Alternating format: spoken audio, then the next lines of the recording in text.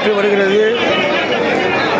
2026 சட்டமன்ற தேர்தலில் போட்டியிடுவதற்காக அதிமுக தொண்டர்கள் பெருமளவில் குவிந்து விருப்ப மனுக்களை அளித்து வருகின்றனர். அந்த காட்சிகளை இப்போது பார்த்துக் கொண்டிருக்கிறோம். இன்று 4வது நாளாக தொண்டர்கள் பெருமளவில் குவிந்து மனுக்களை அளித்து வருகின்றனர். அந்த நேரடி காட்சிகளை நாம் இப்போது பார்த்துக் கொண்டிருக்கிறோம்.